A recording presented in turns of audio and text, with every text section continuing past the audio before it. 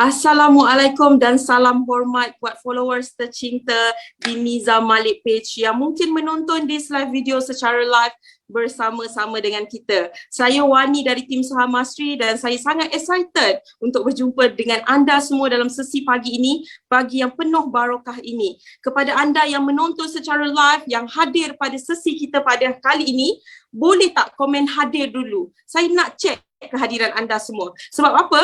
Kita akan adakan sesi bacaan Yasin dan Tazkirah ini sepanjang tempoh PKP dan selama 4 minggu. Jadi saya perlukan komitmen daripada anda dan this time kita dah jalankan pada yang sesi yang kedua. Tazkirahnya pun sangat menakjubkan, sangat baik. Jadi kalau anda yang menonton secara live, komen hadir. Saya nak tengok berapa ramai di antara anda yang sukakan segmen ini. Berapa ramai daripada anda yang ternanti-nantikan segmen yang berunsurkan keagamaan ini. Okay? So kepada anda yang menonton, jom sama-sama dengan saya klik like dan juga share untuk kita bagi manfaat kepada lebih ramai lagi yang mungkin menonton di live video secara live ataupun mungkin menonton secara tontonan semula. Plus, bukan saja anda saja yang dapat pahala, setiap mereka mata memandang yang anda klik share yang menonton, anda pun dapat pahala juga. Mudahnya nak buat pahala ni, okay? So sebenarnya hari ini 29 Julai kita ada sesi bacaan Yasin dan juga Tazkirah yang diketuai oleh Ustaz Elin Eminen seperti biasa, dan tajuk Tazkirahnya adalah 3 keindahan di sebalik ujian. Keindahan di sebalik ujian. Apakah itu? Kalau anda nak tahu, kena stay tune, kena tunggu daripada awal sampai habis. Selepas kita adakan sesi bacaan Yasin, kita akan beranjak kepada sesi tazkirah kita. Okey, boleh ke boleh? Okey, saya nak check dulu kehadiran. Saya nak lebih ramai lagi tonton secara live. Okey, saya nak tengok berapa ramai di antara anda yang sukakan segmen begini. Kalau anda suka, komen suka dekat ruangan komen. Kalau tak ramai yang suka, mungkin kita tak buat lagi dah segmen macam ni. Baik, komen. Kalau tak komen, kita tak nak buat dah, okay? Because of kali ni, julung-julung kalinya, kita tampilkan semua warga kerja WEF Academy Sendirian Berhad dan juga tim Saham Masri. Okay, semua. Okay, kalau anda nampak di paparan skrin, kita ada semua wajah-wajah WEF Academy dan juga tim Saham Masri yang sangat committed untuk bersama-sama dengan anda dalam sesi pagi ini. Okay, so syukur Alhamdulillah dapat kita bersama-sama kali ini lagi dengan bacaan surah Yasin dan juga Tazkirah, 3 keindahan di sebalik ujian. Jadi saya excited. Adakah anda excited juga? Kalau excited, senang je. Tunjukkan excited anda dengan klik like dan juga share. Okay, alright. So adakah anda sudah ready? Okay, so komen dulu. Adakah sudah ready? Line internet kita okey ataupun tidak? Saya perlukan lebih ramai lagi yang menonton secara live sebab kita nak sampaikan manfaat. Okay, kita nak sampaikan manfaat kepada lebih ramai lagi yang mungkin bakal menonton, bukan saja secara live tetapi secara tontonan semula, dan juga kita nak buat ni every week. Next week pun ada. Tajuk Tazkirah dia pun seronok. Tapi saya tak nak cerita sekarang. Saya nak cerita hujung-hujung nanti. Kalau siapa stay, dia tahu. Okay? Alright. So, tanpa membuang masa, kita nak pass this session kepada Ustaz Elin Eminen. Tetapi sebelum tu, kita mulakan kita punya program dengan bacaan umul kitab Surah Al-Fatihah. Okay?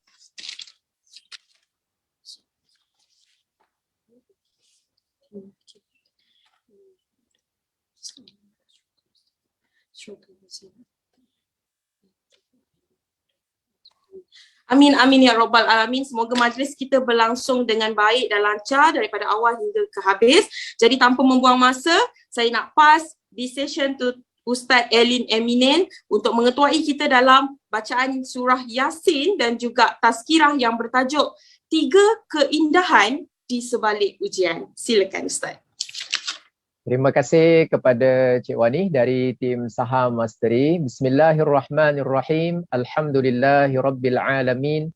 Wassalatu wassalamu ala sayyidina Muhammadin asyrafil anbiya'i wal mursalin wa ala alihi wa ashabihi ajma'in. Amma ba'. Marilah sama-sama kita membacakan surah Yasin.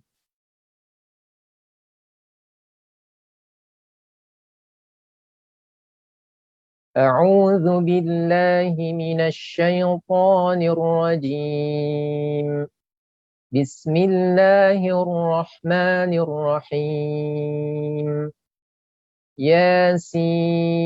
ياسين والقرآن الحكيم إنك لمن المرسلين على صراط مستقيم تنزيل العزيز الرحيم لتنذر قوما ما أنذر آباؤهم فهم غافلون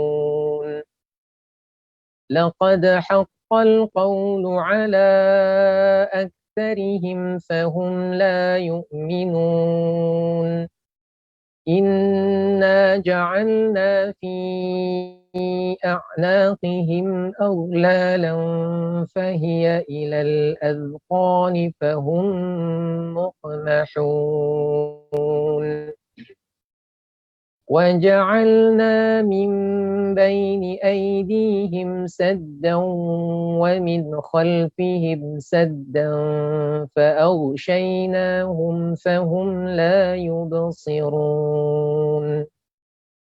وسواء عليهم أأنذرتهم أم لم تنذرهم لا يؤمنون إنما تنذر من اتبع الذكر وخشي الرحمن بالغيب فبشره بمغفرة وأجر كريم إنا نحن نحيي الموتى ونكتب ما قدموا وآثارهم وكل شيء أحصيناه في إمام مبين واضرب لهم مثلا أصحاب القرية إذ جاءها المرسلون إذ أرسلنا إليهم اثنين فكذبوهما فعززنا بثالث فقالوا إنا إليكم مرسلون قالوا ما أنتم إلا بشر مثلنا وما أنزل الرحمن من شيء إن أنتم إلا تكذبون قالوا ربنا يعلم إنا إليكم لمرسلون وما علينا إلا البلاغ المبين قالوا إنا تطيرنا بكم لئن لم تنتهوا لنرجمنكم وليمسنكم منا عذاب أليم قالوا طائركم معكم أئن ذكرتم بل أنتم قوم مسرفون وجاء من أقصى المدينة رجل يسعى قال يا قوم اتبعوا المرسلين اتبعوا من لا يسألكم أجرا وهم مهتدون وما لي لا أعبد الذي فطرني وإليه ترجعون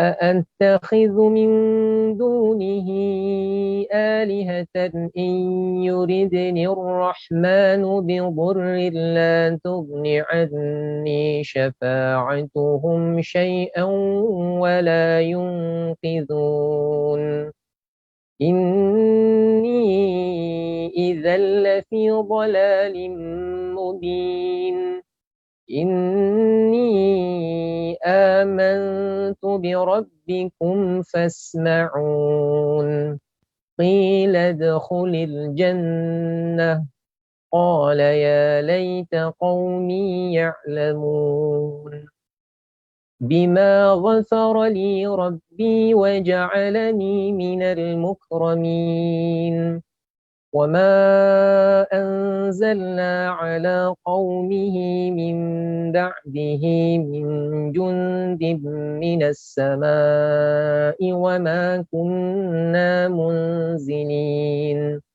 إن كانت إلا صيحة واحدة فإذا هم خامدون يا حسرة على العباد ما يأتيهم من رسول إلا كانوا به يستهزئون ألم يروا كم أهلكنا قبلهم من القرون أنهم إليهم لا يرجعون وإن كل لما جميع لدينا محضرون وآية لهم الأرض الميتة أحييناها وأخرجنا منها حبا فمنه يأكلون وجعلنا فيها جنات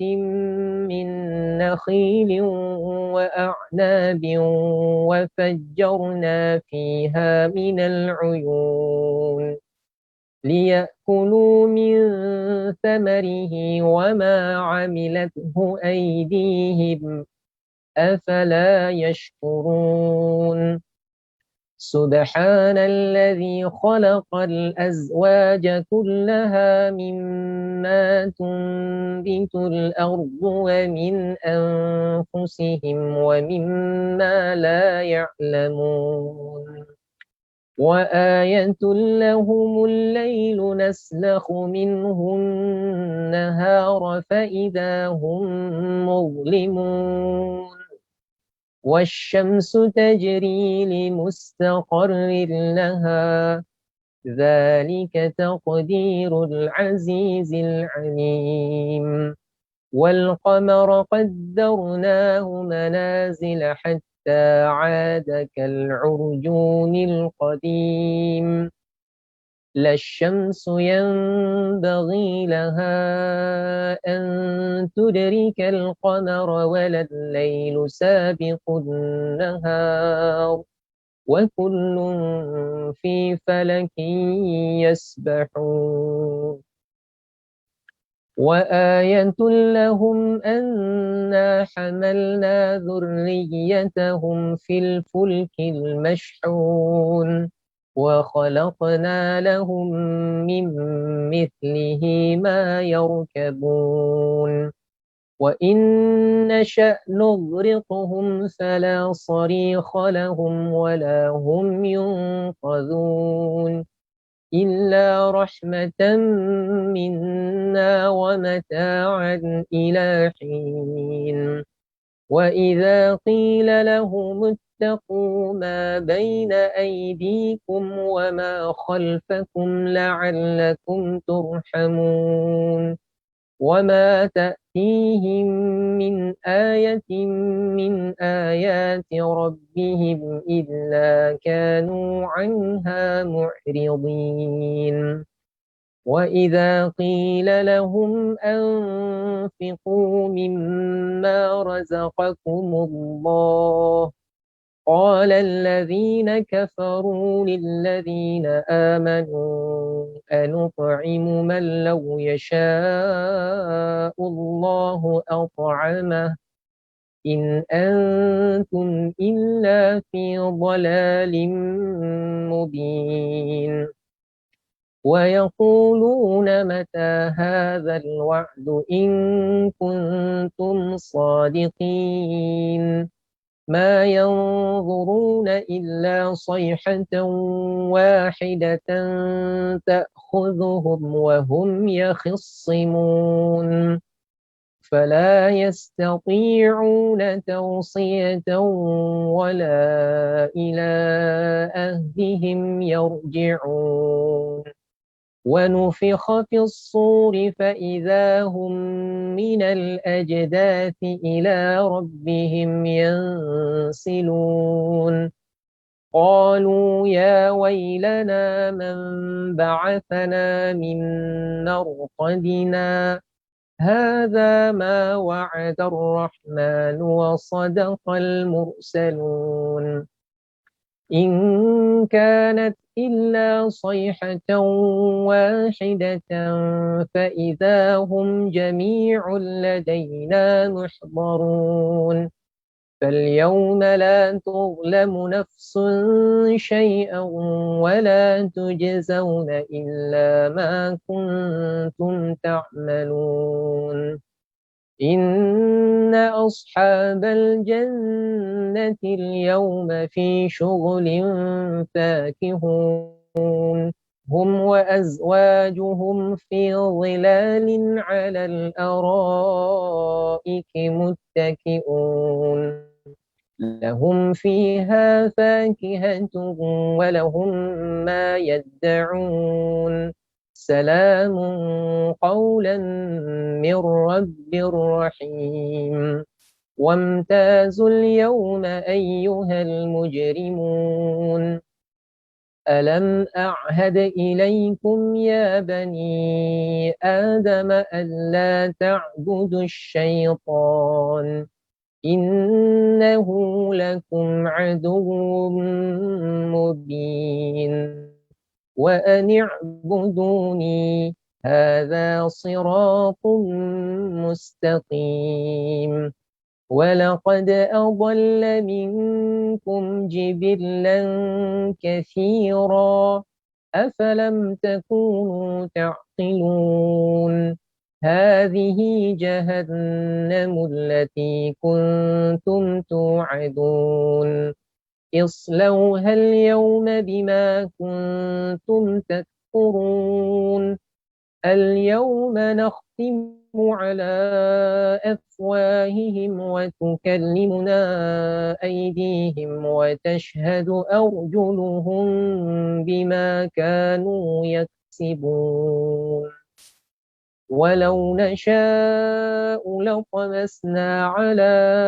أعينهم فاستبقوا الصراط فأنى يبصرون ولو نشاء لمسخناهم على مكانتهم فما استطاعوا مضيا ولا يرجعون ومن نعمره ننكسه في الخلق أفلا يعقلون وما علمناه الشعر وما ينبغي له إن هو إلا ذكر وقرآن مبين لينذر من كان حيا ويحق القول على الكافرين أولم يروا أنا خلقنا لهم مما عملت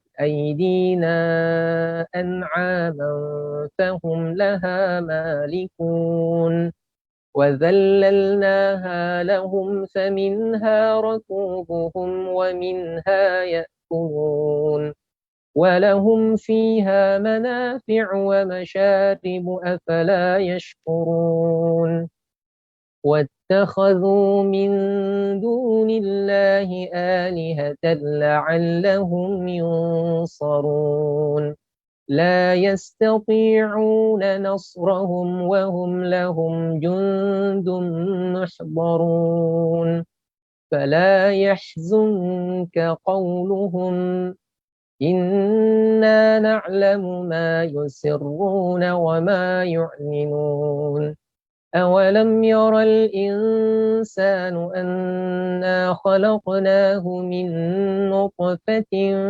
فإذا هو خصيم مبين وضرب لنا مثلا ونسي خلقه قال من يحيي العظام وهي رميم قل يحييها الذي أنشأها أول مرة وهو بكل خلق عليم الذي جعل لكم من الشجر الأخضر نارا فإذا أنتم منه توقدون أوليس الذي خلق السماوات والأرض بقادر على أن يخلق مثلهم بلى وهو الخلاق العليم إنما أمره إذا أراد شيئا أن يقول له كن فيكون فسبحان الذي بيده ملكوت كل شيء وإليه ترجعون صدق الله العظيم. Alhamdulillah, alhamdulillah, alhamdulillah. Bismillahirrahmanirrahim. Alhamdulillahi rabbil alamin. Wabihi nasta'in ala umuri dunya waddin. Wassalatu wassalamu ala sayyidina Muhammadin ashrafil anbiya'i wal mursalin. Wa ala alihi wa ashabihi ajma'in. Amma ba'd. Terima kasih kepada Cik Wani yang menjadi host kita, pengemudi acara kita pada pagi ini. Yang saya hormati Tuan Nizam Malik sebagai founder kepada Wealth Academy Sdn Bhd, dan juga yang saya segani seluruh tim keluarga besar Wealth Academy Sdn Bhd, para penonton yang sedang menonton dari page Nizam Malik. Mudah-mudahan tuan-tuan dan puan-puan semuanya dalam keadaan yang sihat dan afiat insya-Allah. Sambil-sambil tengok Facebook tu senyumlah sikit. Sambil-sambil tengok Facebook tu ceria-cerialah sedikit. Mampukah kita senyum hingga ke telinga? Allahu Akbar. Mudah-mudahan semuanya dalam keadaan sihat walafiat. Baik tuan-tuan dan puan-puan yang dirahmati oleh Allah, hari ini kita akan bercerita tentang 3 keindahan di sebalik ujian. 3 keindahan di sebalik ujian. Sebelum kita menceritakan apa 3 keindahan di sebalik sesuatu ujian yang Allah berikan kepada kita, kita kena tahu dulu, ada tak ayat Al-Quran yang memberitahu kepada kita apa sahaja bentuk ujian yang pasti kita akan diuji. Apa bentuk ujian yang kita sebagai hamba Allah yang hidup di muka bumi, di alam dunia ni, yang mana kita pasti akan diuji dengan ujian tersebut. Kalau kita lihat di dalam surah Al-Baqarah ayat 155. Para penonton yang sedang menonton di Facebook tuliskan. Surah Al-Baqarah ayat 155. Tuliskan di ruang komen. Allah Ta'ala berfirman, وَلَنَبْلُوَنَّكُمْ. Sesungguhnya kami benar-benar akan menguji kamu.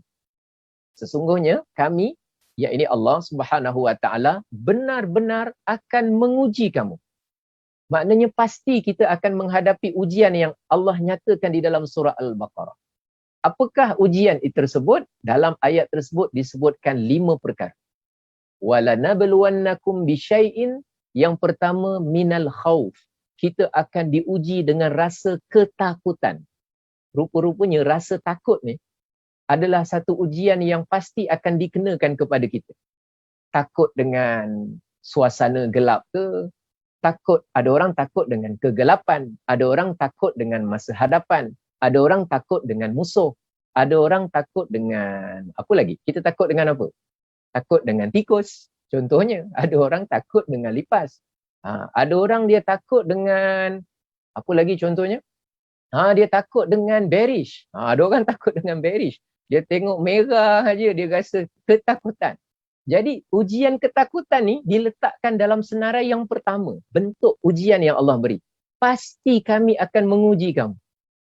Kemudian, yang kedua, bentuk ujian yang Allah berikan kepada kita ialah ju'. وَلَنَبْلُوَنَّكُمْ بِشَيْءٍ مِّنَ الْخَوْفِ وَالْجُعْ. Bentuk ujian yang kedua yang akan kita diuji dengannya ialah merasa lapar. Kita akan diuji dengan kelaparan. Kita akan uji dengan sedikitnya makanan. Kita akan diuji dengan sukarnya mendapat makanan dan minuman. Itu ujian yang pasti kita akan hadapi dalam kehidupan. Sekejap, pernah atau tidak, sekejap atau lama, sedikit atau banyak, ia adalah salah satu bentuk ujian. yang Allah akan pasti kenakan dan uji kepada kita. Ujian yang ketiga di dalam surah Al-Baqarah itu ialah wa naqsim minal amwal, iaitu ujian yang ketiga ialah ujian kekurangan harta. Naqsin di dalam bahasa Arab maknanya kekurangan, amwal maknanya ialah harta. Berapa ramai hari ini orang yang sedang diuji dengan kekurangan harta, kekurangan wang ringgit, kekurangan kemampuan untuk melangsaikan hutang, kekurangan untuk meneruskan survive dalam urusan perniagaan. Semuanya ini adalah bentuk ujian yang kita masukkan dalam kategori yang ketiga, iaitu kekurangan dari sudut harta. Dalam perkataan yang pertama tadi kita kena ingat, kami pasti akan menguji kamu dengan kekurangan harta. Ujian yang keempat di dalam surah Al-Baqarah ayat 155 ialah kekurangan dari sudut anfus, iaitu kekurangan jiwa. Kita akan rasa lemah semangat, kita akan rasa kecewa, kita akan rasa sedih, kita akan rasa seperti tak ada harapan, kita akan rasa kita keseorangan. Itu semua bentuk ujian yang keempat yang kita pasti akan diuji oleh Allah Subhanahu wa taala. Dan keujian yang kelima yang disebutkan dalam surah Al-Baqarah ialah kekurangan dari sudut buah-buahan, wathamarat. Ia ini boleh merujuk kepada perbekalan keperluan kita. Jadi sebahagian besar dan sebahagian kecil daripada masyarakat di mana-mana tempat di seluruh dunia pasti akan menghadapi ujian kurangnya mendapat supply, iaitu perbekalan terutama berkaitan dengan buah-buahan. Tuan-tuan dan puan-puan yang dirahmati oleh Allah. Bila Allah nyatakan di dalam ayat tersebut bahawa kita pasti akan diuji, maka ujian hidup kita ni tak dapat lari, mesti ada hubung kaitnya dengan 5 perkara tadi. Baik, soalnya sekarang ialah, sekiranya kita sudah tahu bahawa hidup kita ini adalah memang untuk diuji, maka kita tidak perlu merasa takut untuk menghadapi ujian tersebut. Kita tidak perlu rasa takut. Walaupun rasa takut itu sebahagian daripada ujian, tetapi yang paling mustahab sekali dalam berurusan dengan ujian hidup ialah, perkara pertama yang kita perlu tahu ialah, kita kena kenal siapa sebenarnya yang menguji kita ni. Yang memberi ujian kepada kita dengan ujian ketakutan. Siapa? Yang memberi ujian kepada kita soal kekurangan dari sudut harta. Siapa dia? Yang memberi ujian kepada kita dari sudut kelaparan. Siapa sebenarnya yang menguji kita? Yang memberikan ujian kepada kita dari sudut kekurangan buah-buahan, kekurangan jiwa, merasa lemah semangat. Siapa sebenarnya yang menguji kita? Kenapa kita perlu kenal siapa yang menguji kita? Sebahagian ulama kita menyatakan, kalau kita mengenal dahulu siapa yang menguji kita, itu akan memberikan kelegaan kepada kita setiap kali menerima sebarang ujian. Saya bagi satu contoh. Contohnya adalah, katalah ada seorang pemuda, ada seorang anak muda, dia ni terjumpa dengan seorang budak perempuan. Seorang budak perempuan, ataupun kita sebut seorang gadis lah. Yang mana gadis ini, seorang wanita ni orang yang sangat baik. Orangnya bujang, mempunyai akhlak yang baik, mempunyai paras rupa yang menawan, mempunyai kepribadian yang sangat baik. Lalu dia ni contoh saja. Dia rasa suka kepada budak perempuan ini, wanita ini, dan dia ingin mengambil wanita ini sebagai isteri. Lalu dia mencari-cari maklumat, siapakah ayah kepada wanita ini? Siapakah ayahnya? Dia cari-cari maklumat, akhirnya dia berjumpa, dia kenal, dia nampak mungkin di Facebook ke di mana ke, oh, orang ini adalah bapa kepada wanita tersebut. Nak dijadikan cerita, satu hari, budak lelaki ni ketika dia sedang berjalan-jalan, tiba-tiba ada 1-2 orang yang serang dia dari belakang, serkup dia dengan guni. Kira-kira macam sedang dirompak. Serkup dia dengan guni, kemudian masukkan ke dalam guni, tiba-tiba dia diikat. Lalu anak muda ni dia diikat masuk ke dalam guni, tiba-tiba dia tak tahu siapa yang ikat dia, di mana dia berada. Dia dicampakkan masuk ke dalam sebuah kenderaan, lalu dibawa ke satu tempat. Apabila dia berada di tempat tersebut, anak muda ni berada dalam guni, dia rasa pelik, siapa yang bawa dia? Kenapa buat begini? Apa salah saya? Tiba-tiba bila dia sampai ke destinasi, diturunkan dari kenderaan, tiba-tiba dia dipukul. Dia dipukul bukan dengan kayu, tapi dipukul dengan bantal. Ada orang yang memukul dari luar serkupan guni tu, orang pukul dia dengan bantal. Pukul. Dia yang berada dalam guni ni rasa marah, geram. Siapa yang pukul aku ni? Siapa yang buat aku macam ni? Apa salah aku? Tiba-tiba dia cuba meronta-ronta keluar daripada guni. Bila dia keluar saja, dapat lepas saja ikatan guni tersebut, tiba-tiba dia nampak orang yang sedang memukulnya ialah bapa kepada wanita tersebut yang dia suka selama ni. Bila dia nampak yang pukul tu adalah bapa wanita tersebut, agak-agak budak muda tu cakap apa? Tuan-tuan, agak-agak dia cakap apa? Tuan-tuan boleh tulis kat Facebook, agak-agak budak ni dia cakap apa? Saya rasalah, kalau saya lah, maknanya kalau saya menjangka budak lelaki ni cakap apa, dia akan cakap, Pak Cik pukul lah lagi Pak Cik, tak apa. Yang penting saya dapat kahwin dengan anak Pak Cik. Pak Cik pukul lah lagi, tak apa. Saya terima saja apa yang Pak Cik nak buat, yang penting saya dapat berkahwin dengan anak Pak Cik. Baik, soalannya, kenapa anak muda tu bersikap begitu? Sebab dia kenal siapa yang sedang uji dia dengan pukulan bantal tadi. Dia ada tujuan. Dia ingin berkahwin dengan wanita tersebut. Dan dia tahu apa nikmat yang akan dia dapat sekiranya dia menghadapi dan reda dengan ujian pukul bantal tadi. Tapi kalau pakai bantal lah, kalau pakai kayu snooker, kalau pakai kayu baseball, boleh renyuk dia dalam guni tu. Tapi saya nak cerita tu, bila seseorang dia kenal siapa yang mengujinya, dan dia kasih, dan dia suka, dan dia minat, dan dia menawan hati dia, maka jawapan dia jadi orang yang sentiasa menerima apa ujian yang datang dari orang tersebut. Tetapi ini kan contoh antara urusan kita sesama manusia kan? Apalagi kalau kita sedang berurusan hidup ini dengan Allah. Kita kan sedang menghadapi kehidupan ini kan urusan kita dengan Allah. Baik kita berkeluarga, atau kita berkerjaya, atau kita menghadapi segala ujian dalam kehidupan, ini kan Allah yang memberikan segala ujian hidup kepada kita. Maka bila seseorang itu semakin dia mengingati Allah, mengenal siapa yang sebenarnya menguji dia, maka jawapannya ujian itu akan terasa ringan berbanding orang yang menghadapi ujian tetapi tidak mengenal Allah Subhanahu wa taala. Jadi itu sudut yang pertama bila kita menghadapi ujian.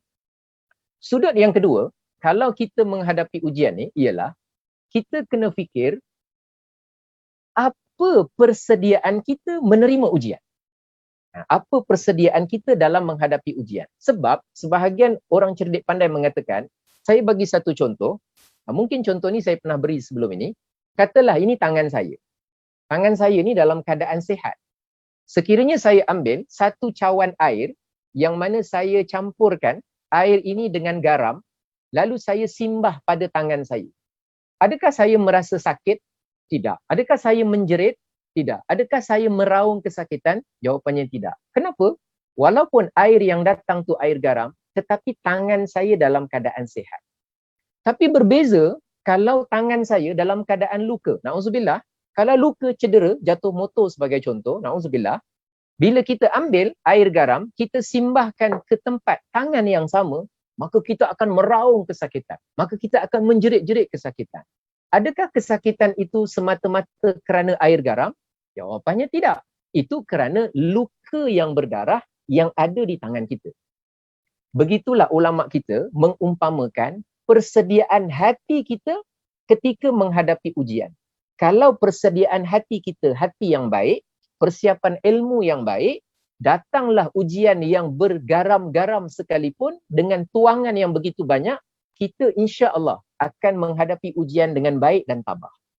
Tapi kalau kita tidak mempunyai ilmu dan persediaan diri, hati kita untuk menghadapi ujian, untuk menjadi orang yang kuat menghadapi ujian dari sudut ilmu, dari sudut meletakkan prasangka baik kepada Allah, maka nanti datang sedikit ujian walaupun percikkan garam sedikit saja, maka kita akan meraung-raung ataupun kita akan merasa marah dengan ujian tersebut. Kerana bukan besarnya ujian, tetapi hati kita belum dibesarkan untuk menghadapi ujian tersebut. Itu sudut pandang yang kedua. Sudut pandang yang ketiga ialah apabila datang satu ujian, kita kena lihat apa sebenarnya yang ada di sebalik ujian untuk kita. Kerana dalam satu hadis Nabi SAW, Rasulullah bersabda, "May yuridillahu bihi khairan yusibhu minhu." Sesiapa yang Allah nakkan kebaikan untuknya, maka Allah akan uji dia. Jadi ujian dalam hidup ini, dia bukan satu penghinaan. Kalaulah ujian itu satu penghinaan, nescaya tidak akan diberikan ujian kepada para nabi dan para rasul. Sebab para nabi dan para rasul adalah makhluk Allah yang paling mulia, lebih mulia dari malaikat. Tetapi mereka adalah orang yang paling berat diuji oleh Allah. Itu memaksudkan ujian bukan penghinaan. Tetapi Allah ingatkan melalui hadis Nabi, siapa yang Allah nakkan kebaikan untuknya, Allah akan uji dia. Tuan-tuan lihat orang yang berjaya dari sudut akhirat dan dari sudut dunia. Setelah tuan-tuan lihat mereka berjaya, di sebalik kejayaan mereka, kalau kita melihat secara mendalam, pasti dia telah melalui banyak ujian. Sebab hasilnya memang Allah nakkan kebaikan untuk dirinya, sebelum itu pasti akan menghadapi ujian. Jadi, setelah kita memahami dua perkara ini, yang saya ceritakan ini, maka barulah kita lihat di sebalik sesuatu ujian ada 3 keindahan. Setelah apa yang saya ceritakan ini, barulah kita dapat lihat di sebalik ujian yang kita hadapi di dalam hidup, ada 3 keindahan. Apakah 3 keindahan itu? Bila datang satu musibah kepada kita, datang satu ujian kepada kita, datang satu cubaan yang berat kepada diri kita, hikmah yang pertama ialah itu sebagai penghapus dosa dan menjadikan kita hamba Allah. Menjadikan kita merasa diri itu hamba. Yang pertama, penghapus dosa. Kita ni sebagai seorang manusia tidak dapat terlepas daripada melakukan salah, silap dan dosa. Ada dosa yang kita lakukan ketika remaja, ada dosa yang kita lakukan ketika di awal belia, ada dosa yang kita lakukan ketika tahun lepas, ada beberapa dosa yang kita lakukan di masa lalu. Jadi salah satu daripada hikmah kenapa kita diuji dengan ujian yang tertentu, yang mungkin tidak lari daripada 5 bentuk ujian yang saya ceritakan dalam surah Al-Baqarah ayat 155 tadi, itu adalah salah satu hikmahnya ialah nak menghapuskan dosa-dosa kita yang lalu.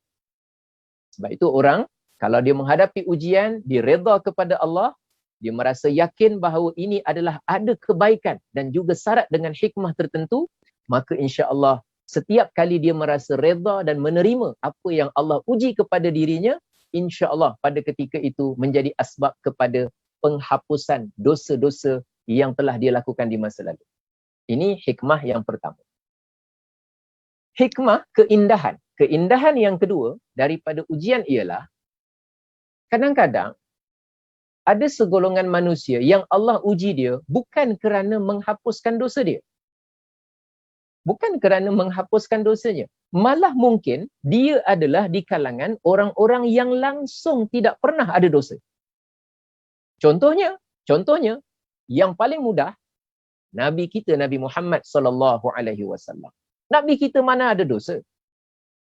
Telah diampunkan oleh Allah apa yang berlaku sebelumnya dan telah pun diampunkan oleh Allah untuk perkara yang akan datang. Langsung tidak ada dosa. Tetapi kalau ditanya dalam hidup di dunia ni, siapakah orang yang paling berat diuji oleh Allah? Tidak ada orang yang ujiannya lebih berat berbanding ujian yang dikenakan kepada Nabi Muhammad sallallahu alaihi wasallam. Dalam satu hadis Nabi, Rasulullah mengingatkan asyaddun nasi bala'an al-anbiya. Orang yang paling hebat diuji oleh Allah adalah para nabi. Yang lain semua ranking bawah. Kalau kita ada dekat sini yang pernah merasa lapar. Lapar, salah satu bentuk ujian yang ada dalam surah Al-Baqarah. Saya bukan yakin, tapi saya berani cakap, terutama yang ada dekat Wealth Academy ni, yang senyum-senyum daripada pukul 8.30 tadi ni. Saya berani cakap, dalam lapar-lapar kita, tak ada kat sini yang pernah merasa lapar sampai terpaksa mengikat batu dekat perut. Ada? Rasanya tak ada kot. Ke Wani ke? Faizal ke? Mungkin ada. Amirul ke? Syafiqah ke? Tengah live ikat batu kat perut. Rasanya tak ada insya-Allah. Kita pun paling teruk. Lapar macam mana pun teh ais ikat tepi. Ikat tepi ada lagi. Tapi kat perut setakat ni saya tak pernah jumpa lagi. Tak pernah jumpa. Menunjukkan bahawa dalam lapar-lapar kita, kita belum sampai kepada peringkat beratnya ujian sebagaimana yang dihadapi oleh Nabi kita Nabi Muhammad SAW. Tapi keindahan yang kedua ni, kalau bukan penghapus dosa, Nabi tak ada dosa, maka ujian tu untuk apa? Apa hikmahnya? Hikmahnya ialah nak diangkatkan darjat dan keimanan seseorang.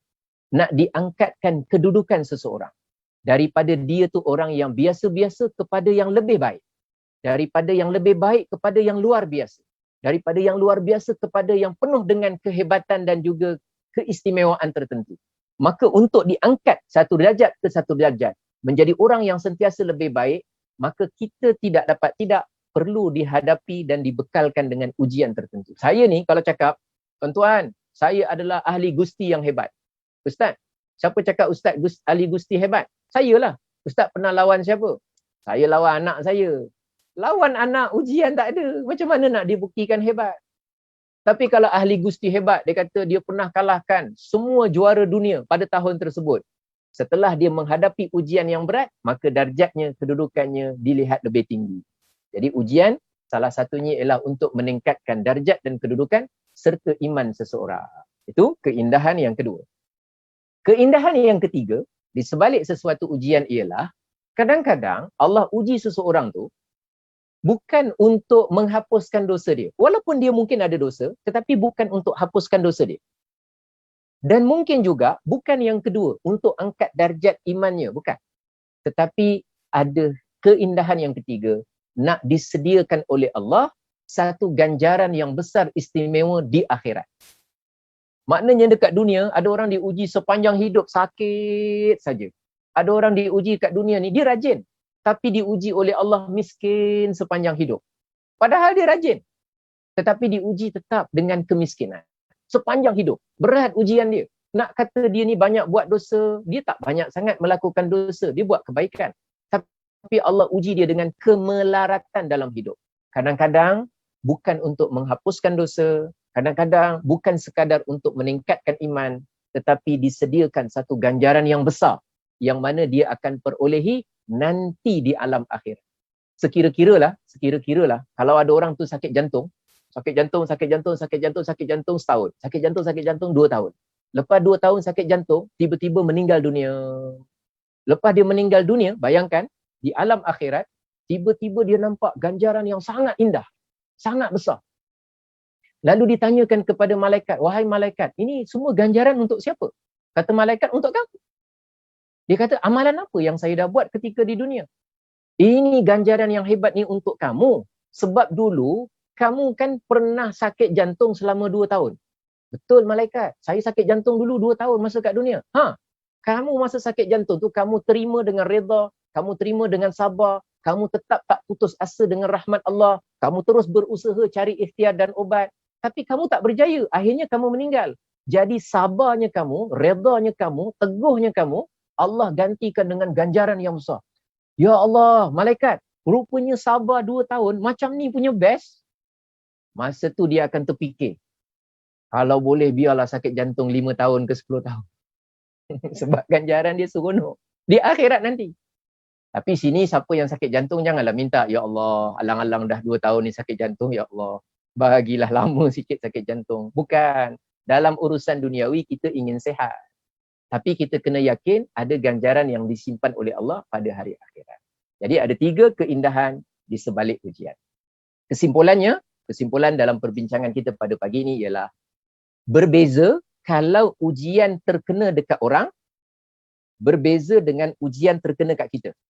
Kalau ujian terkena kepada kita, kita kena fikir nombor 1 dulu. Ini mungkin penghapus dosa-dosa aku ke?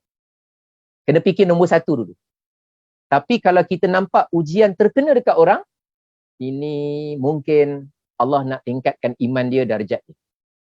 Kena fikir nombor 2 dulu. Jangan terbalik. Ujian kena kat kita, rasa iman aku ni nak meningkat rasa ni.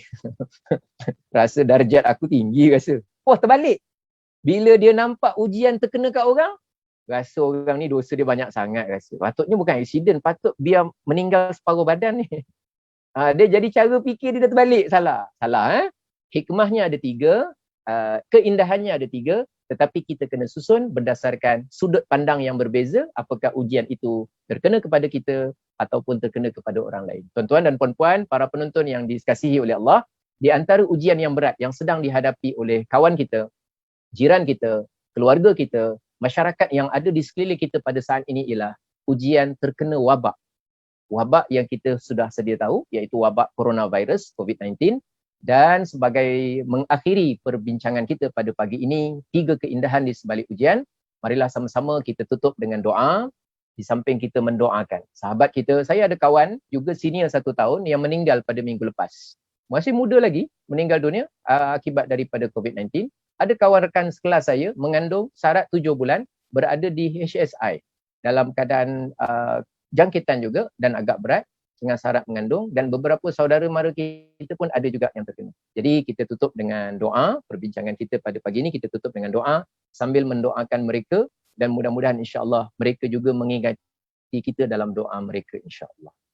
Bismillahirrahmanirrahim. Alhamdulillahirabbil alamin wassalatu wassalamu ala sayyidina Muhammadin asyrafil anbiya'i wal mursalin wa ala alihi wa ashabihi ajma'in. Ya Allah, ya Tuhan kami, pada pagi yang penuh dengan barakah ini, kami berhimpun dan berkumpul untuk melaksanakan pembacaan surah Yasin. Kami mohon kepadamu, ya Allah, dengan barakah surah Yasin, sebagaimana yang disifatkan oleh baginda Nabi Muhammad SAW, bahawa surah Yasin ini adalah jantung Al-Quran.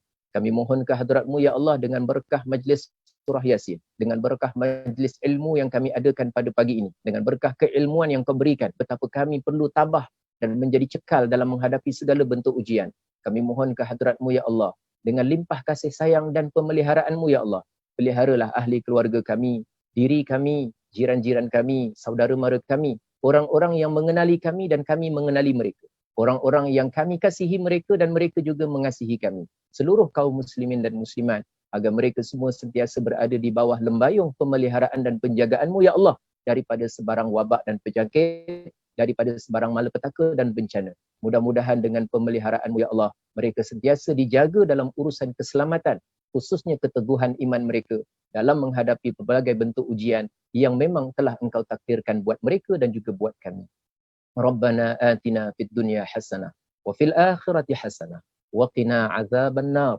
Wa sallallahu ala sayyidina Muhammad wa ala alihi wa sahbihi wa baraka wa sallam. Walhamdulillahi rabbil alamin. Taqabbalallahu minkum. Saya serahkan kepada Cik Wani. Terima kasih.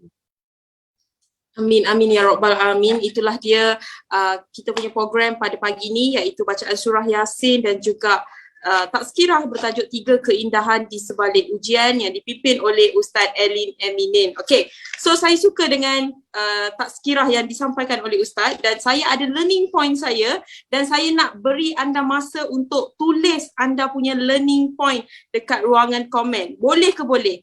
Okay, so learning point saya adalah kita tak perlu rasa takut untuk kita hadapi ujian, kerana kalau kita takut, kita tak boleh menang dengan ujian itu. Okay, so basically kita kena ada ilmu dan kita kena kuat untuk hadapi sebarang ujian, dan bukan ujian itu besar, cuma jiwa kita yang kurang untuk terima ujian yang diberi oleh Allah Subhanahu Wa Taala. Okay, dan juga Allah tak akan uji hamba-Nya di luar kemampuan, dan setiap daripada kita ni Allah uji kita dengan berbeza-beza. Okay, dan juga di sebalik ujian yang kita terima, apa sahaja ujian yang mendatang, pastinya ada keindahan, dan keindahan itu adalah yang pertama, ujian sebagai penghapus dosa, dan yang kedua, Allah nak angkat darjat kita, dan yang ketiga, Allah nak beri ganjaran kita, mungkin bukan di dunia tetapi di akhirat. Okay, so apakah pula learning point yang anda belajar? Tolong tulis dekat ruangan komen, sama-sama kita meriahkan komen kita. Saya nak tengok, adakah anda dapat sesuatu? Berapa ramai daripada anda yang dapat sesuatu daripada perkongsian ini? Okay, so pastinya untuk minggu ini tajuk tazkirah kita 3 keindahan di sebalik ujian, dan anda akan bertemu dengan kami lagi, iaitu tim Wave Academy Sdn Bhd, tim Saham Masri dan juga Ustaz Elin sendiri untuk tazkirah next week pada 5 hari bulan 8 jam 8.30 pagi. Siap-siap anda kena tanda kalender anda kerana kita akan berjumpa lagi dan tajuk tazkirahnya pula kekayaan dari sudut pandangan Islam. Apakah itu? Okay.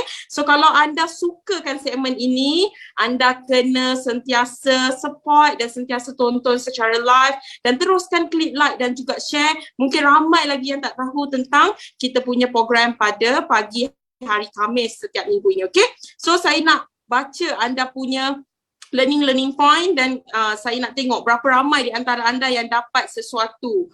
Okay, so daripada Cik Madiha kita, reda dengan ujian, jaga hati untuk terima ujian dengan baik. Okay, insyaAllah, right? So teruskan tulis learning point anda dan semoga perkongsian ini memberi manfaat kepada anda dan insyaAllah kita akan berjumpa lagi pada sesi minggu depan dan teruskan menonton kita secara live dan teruskan support kita secara live dan juga tontonan semula. Okay, so saya mewakili tim Saham Masri dan juga warga kerja Wealth Academy Sendirian Berhad ingin mengundurkan diri dulu dan saya sudahi live ini dengan kalimat wabillahi taufiq wal hidayah. Wassalamualaikum warahmatullahi wabarakatuh. Sampai kita jumpa lagi pada sesi next week 5 hari bulan 8 dengan tajuk tazkirah kita kekayaan dari sudut pandangan Islam. Okay, bye. Assalamualaikum.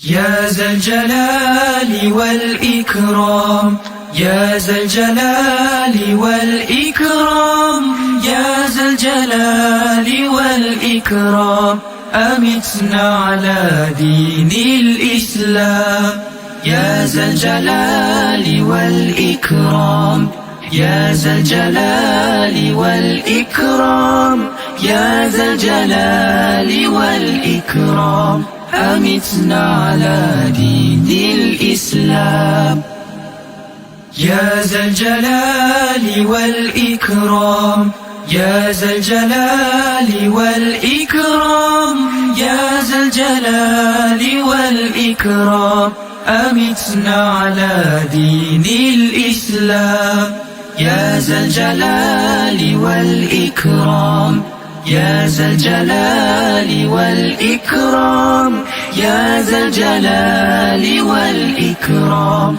أمتنا على دين الإسلام